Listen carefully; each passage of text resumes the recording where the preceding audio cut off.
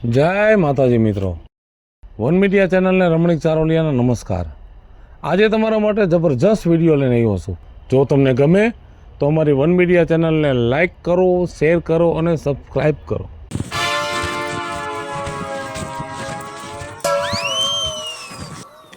આ તો માધ્યાની વહુ એ બીજું વહુ બટા।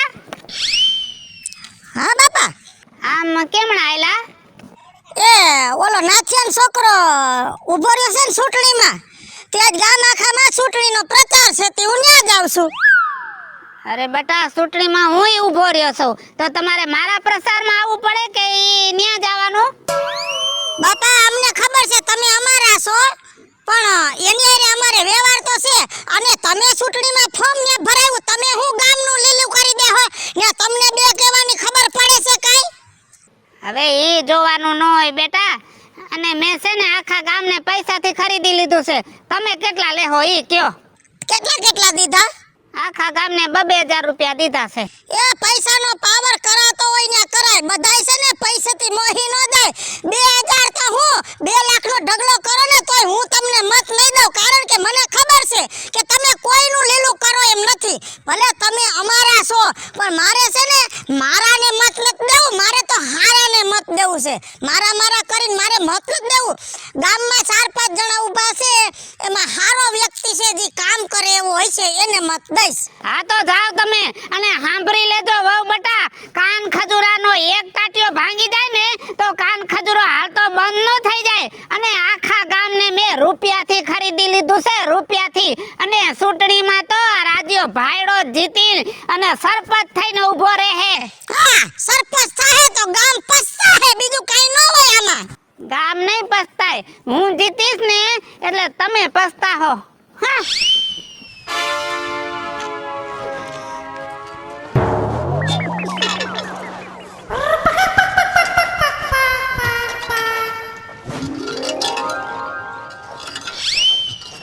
કા નકટી લે, આવો રાજુ બાપા, આવો કેમ છે? મજામાં? સારું છે હો। વાસળી છે વાસળી આવી તઈ? એ સારું, મારે તો ગાય વિયાણી ને તે વાસળો આવ્યો। આ ભાઈ તો હવે જેના ભાગ્ય। સાચી વાત છે, કાંઈ વાતો નહીં, વાસળો તો વાસળો, એ એના કર્મનું ખાઈ જાય છે કે આપણા મોઢામાંથી તો પડાવી નહીં લે ને। હા, પણ તમે હું આ બાજુ નીકળ્યા તા, કઈ કામકાજ હતું મારું? હે, કઈ કામકાજ હતું મારું? તને ખબર નથી? હું આખા ગામમાં હું વાતાવરણ હાલે છે? હું એ હું ચૂંટણીમાં ઉભો રહ્યો છું, ચૂંટણીમાં। એમ લે, તઈ તો હારું લ્યો। અને હવે જો ભાઈડો ચૂંટણીમાં ઉભો રહ્યો છે ને, બધાને હરાવી દેવા છે। આખા ગામનો હું બોસ થઈને ઉભો રહી જઈશ। આ તઈ તો હારું લ્યો। અને હા ભાઈ, હા, તમે કેને મત દેવાના છો? મત તો તમને જ દેવાનો હોય ને, હે? પણ ખનખનિયા કેટલા દેવાના છો? ખનખનિયા? વાહ નક્કી વાહ, મારા મનની વાત કરી દીધી। અને જો આખા ગામમાં રૂપિયા તો આમ રેલમ સેલમ ઉડાડ્યા છે, એમાં તારે છે ને મને કઈ કેવું જ ન પડે। થેન્ક યુ ગોજુ। સવારે 5 લાખ રૂપિયા લઈને નીકળ્યો તો હવે છેલ્લા વૈતા 2000 રૂપિયા તારા લે। લાવો 2000 રૂપિયા। હા, અને જો એકવાર નો હું જીતી જઈશ ને એટલે અત્યારે 2000 દીધા, અને જીતું પછી કેટલા દઉં? કામ તો તમે જ લાગવા દાશો, પૈસા વાળા જ નથી ને કાઈ। સાચી વાત છે, હાલ। તઈ અને ક્યાં મત દેવાનો છે ઈ તો ખબર છે ને? ક્યાં? મારા નિશાન ઉપર। હું નિશાન છે મને ક્યાં ખબર છે? એ મેં નિશાન રાખ્યું છે પગરખું। એમ તો હવે આ નકટીનો મત પડશે પગરખામાં।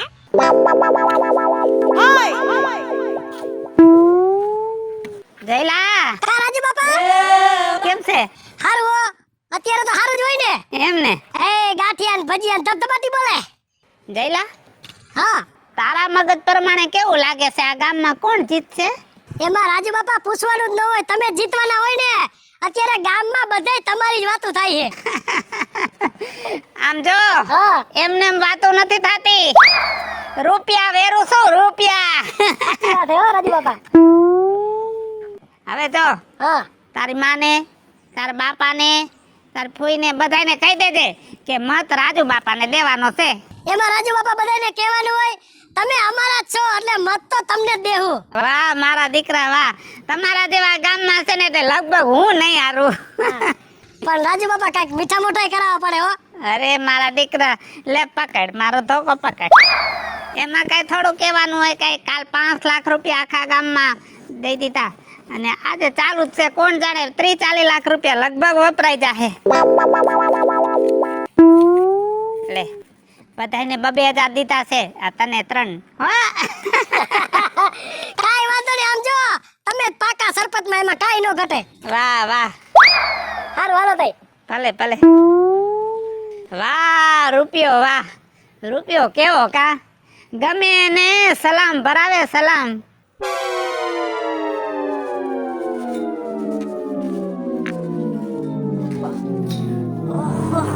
લે રાજુ બાપા તમે આયા? થાકી ગયો બટા. સાચી વાત છે, આવડી ઉંમર થાય પણ તમારી કે પગ વારીને બેહવું નથી, પણ થાકી જ જવાય ને આમાં તો. લે ઊભો કર એટલે તને વાત કરું. થઈ જાવ ઊભા. જો હા જિંદગીની એક તમન્ના હતી કે ગામમાં સરપંચ થાવ. રૂપિયા તો ભગવાને મને ખૂબ દીધા છે, કાંઈ ઘટતું નથી. એકવારનો સરપંચ થઈ જાવ તો મારા અરમાન પૂરા થઈ જાય. સાચી વાત છે તમારી. તી રાજુ બાપા સમજાતું નથી કે તમને આ ચૂંટણીની ટિકિટ કોણે આપી હે? કોઈને નહીં સમજાય છોડી, કોઈને નહીં સમજાય, ગામને નહીં સમજાય. આમ જો ઉપર છે ને મારા કેટલાય બેઠા છે અને ત્યાં મારી કેવડી લાગવગ છે, બધું ઠીક. પણ બટા આ રૂપિયો છે ને ઈ ટિકિટ છે. ઈ વાત તો હવે તમારી હાસી. તી આજ વખતે તમે ઊભા છો એમ ને? હા હું ઊભો છું ને બટા, તને કહી દઉં છું. જો પરમદી મતદાન છે, તું મત કેને દેવાની છો? હવે રાજુ બાપા એમાં તો એવું છે ને કે મત તો હાલો તમને જ દઈ દઈ હે, પણ એમાં એક મારી શરત છે. શું? હવે આ હું તમને તો ખબર છે ગામમાં આંગણવાડી હલાવું છું, તો બિચારા નાના છોકરાઓને હે ને ખાવાનું હરખું ને સારું નથી આવતું. હાવ બેકાર તેલની બાઈસ આવે. આથી એનો કઈક રસ્તો કરી દ્યો અને થોડાક પછી એ થઈ જાય બટા, પણ તારે ઓલો અંગૂઠો છે ને ઉપર મારવાનો છે, ઈ તને ખબર છે? હા કેના ઉપર મારું અંગૂઠો? એ મારું નિશાન છે પગરખું.